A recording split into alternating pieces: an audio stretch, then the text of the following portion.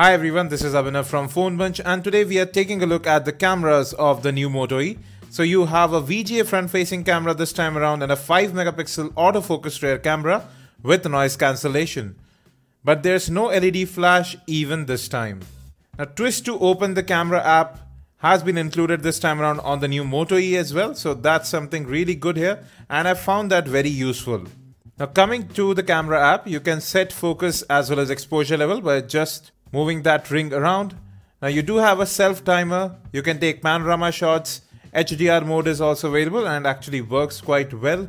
Now you can choose storage location for your images and you can choose a resolution to save images in. 5 megapixel still images can be captured. Now focusing is quick here, but macro shots do need a little bit more work. Let me just take a photo quickly. So all you need to do is just tap here and the photo is saved. So image capture is very fast here, but there's just not a lot of detail.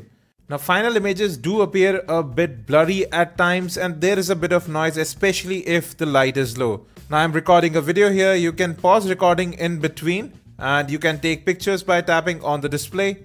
Now the sad thing here is you can just still record in 480p. So no HD video recording even this time around.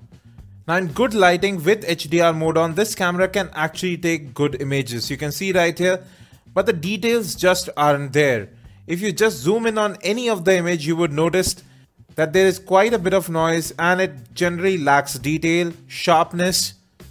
So those are definitely missing here. Color reproduction is somewhat towards the undersaturated side.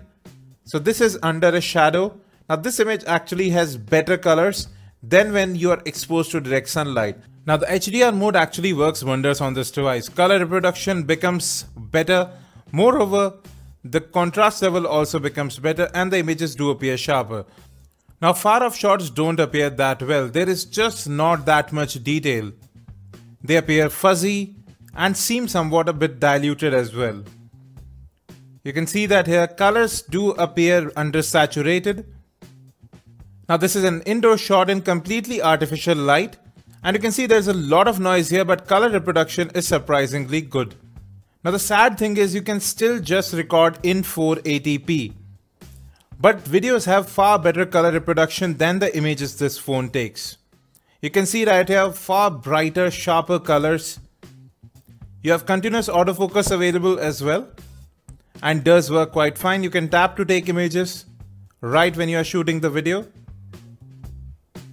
Now at 480p, videos do appear quite good.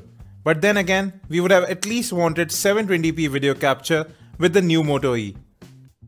Now we have already compared the cameras of the Redmi 2 and the Moto E earlier in Redmi 2's camera review. You can have a look at that as well.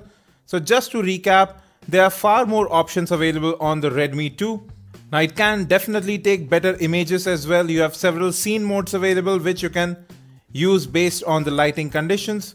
However, on the Moto E, it's just very bare bones.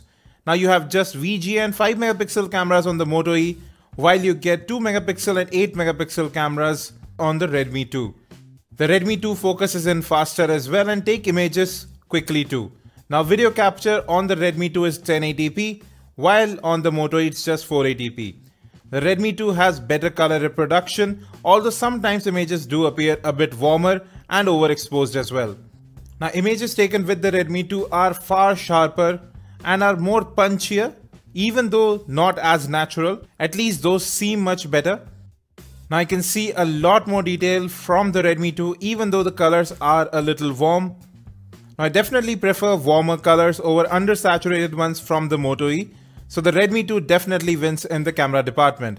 So in terms of cameras, you don't have much going for the Moto E. The front-facing VGA camera is utterly useless if you want to take selfies, images turn out blurry, and the rear camera is just about decent. Video capture is again limited to just 480p, so both the cameras of the Moto E are actually quite underwhelming at this price point. We'll be back with more on the Moto E. Till then you can watch its unboxing and gaming review from right here, as well as the camera review of the Xiaomi Redmi 2. Don't forget to subscribe, like and share. Any questions, let us in the comment section. Thanks for watching and as always, have a great day.